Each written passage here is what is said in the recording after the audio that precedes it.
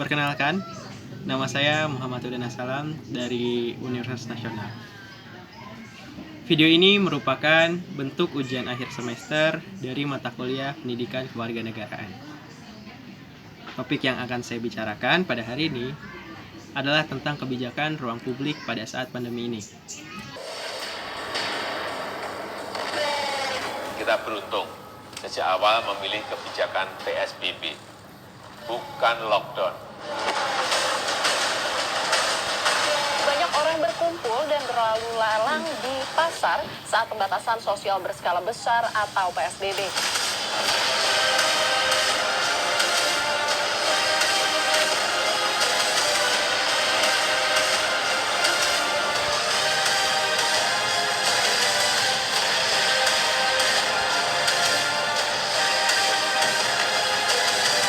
Pelonggaran untuk PSBB agar dilakukan secara hati-hati.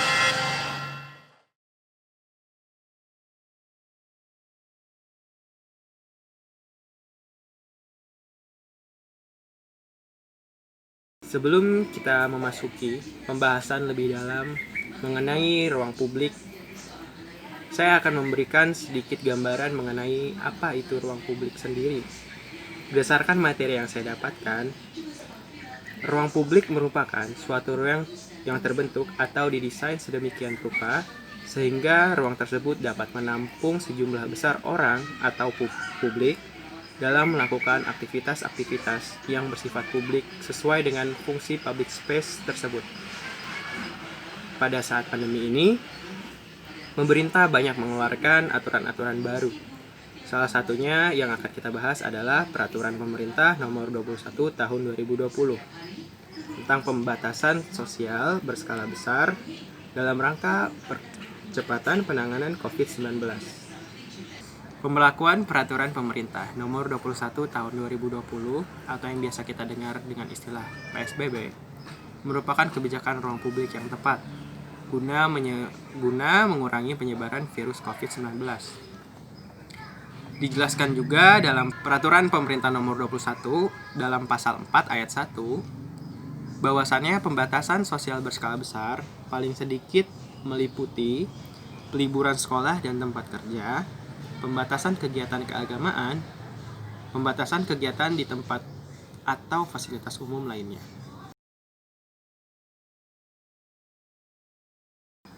Pada awal berlakunya pembatasan ruang publik atau yang kita sebut dengan PSBB berjalan dengan lancar. Akan tetapi, setelah berbulan-bulan kebijakan tersebut berjalan, banyak terjadi PHK dari usaha-usaha kecil sampai usaha yang sudah besar pun ikut mem-PHK hampir sebagian karyawannya. Akibat dari pandemi ini dan kebijakan pembatasan ruang publik bukan hanya berdampak pada sektor ekonomi. Pada sektor pendidikan pun mengalami masalahnya tersendiri. Salah satunya adalah orang tua yang harus tetap membayar penuh biaya sekolah. Hal ini membuat kebingungan dan kekhawatiran pada orang tua. Sebab hal ini juga menyangkut dengan dampak negatif pada sektor ekonomi.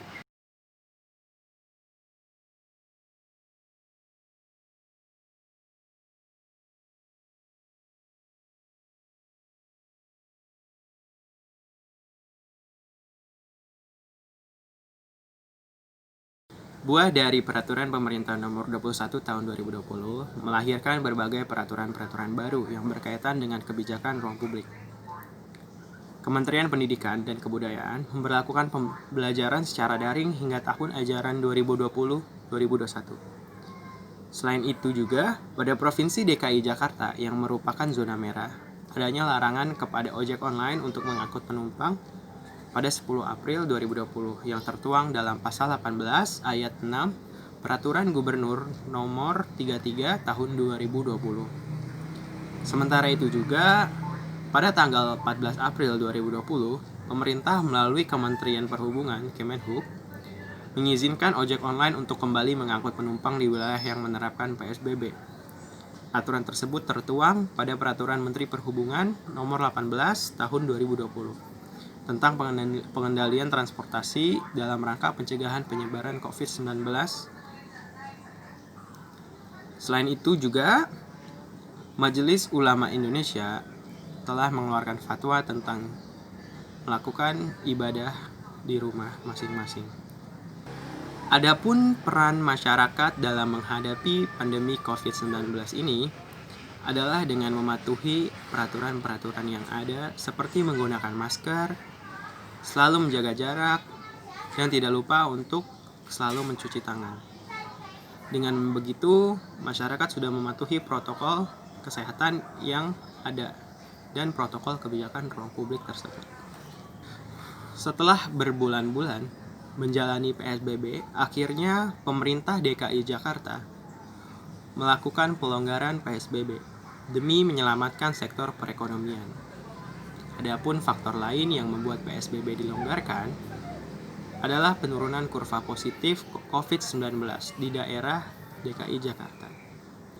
Akan tetapi, setelah lebih dari 1 bulan PSBB dilonggarkan, kurva kasus positif COVID-19 mengalami kenaikan kembali. Hal itu dikarenakan kesadaran masyarakat yang juga ikut berkurang seiring dilonggarkannya PSBB tersebut. Seperti yang saya temukan beberapa waktu yang lalu, pada saat melakukan ibadah sholat Jumat, tidak diberlakukannya protokol kesehatan yang semestinya. Seperti menjaga jarak sholat dan tetap menggunakan masker saat sholat sekalipun. Selain itu, kesadaran masyarakat dalam menggunakan masker berkurang. Selain kesadaran penggunaan masker yang berkurang, yang saya temukan pada rumah makan ataupun kafe tidak diberlakukannya penjagaan jarak.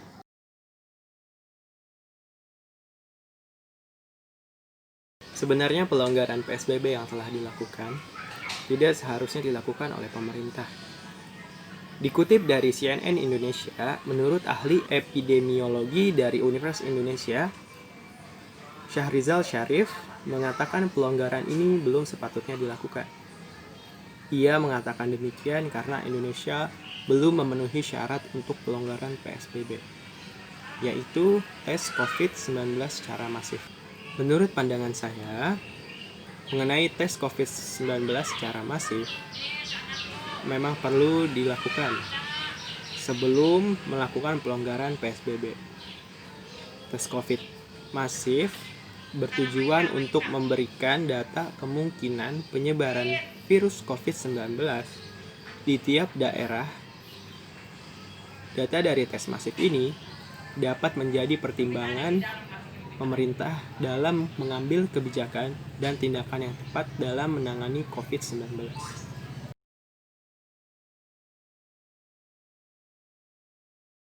Sejauh ini sudah ada beberapa daerah yang melaksanakan tes COVID-19 secara masif. Namun, masih banyak juga yang belum maksimal dalam pelaksanaannya.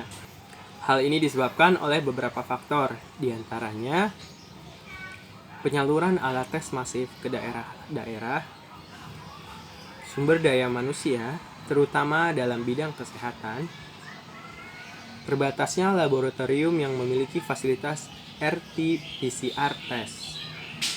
Tes masif ini pun perlu ditunjang dengan data real time yang disampaikan dari tiap daerah kepada pusat data Kemenkes dan gugus tugas, sehingga akan semakin memperjelas peta penyebaran COVID-19.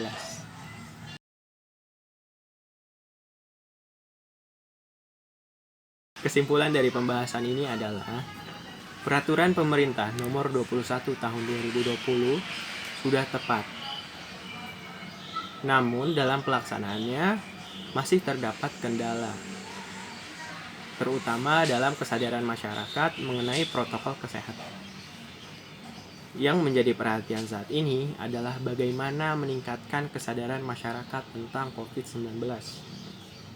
Selain itu juga, masyarakat dapat ikut berperan dalam membangun kesadaran tentang protokol kesehatan dengan cara mempraktekannya serta mengedukasi masyarakat di lingkungan sekitarnya. Sekian pemaparan saya mengenai kebijakan ruang publik yang ada pada saat ini di Indonesia.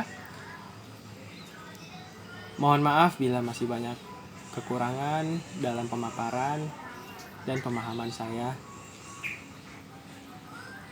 Terima kasih. Assalamualaikum warahmatullahi wabarakatuh.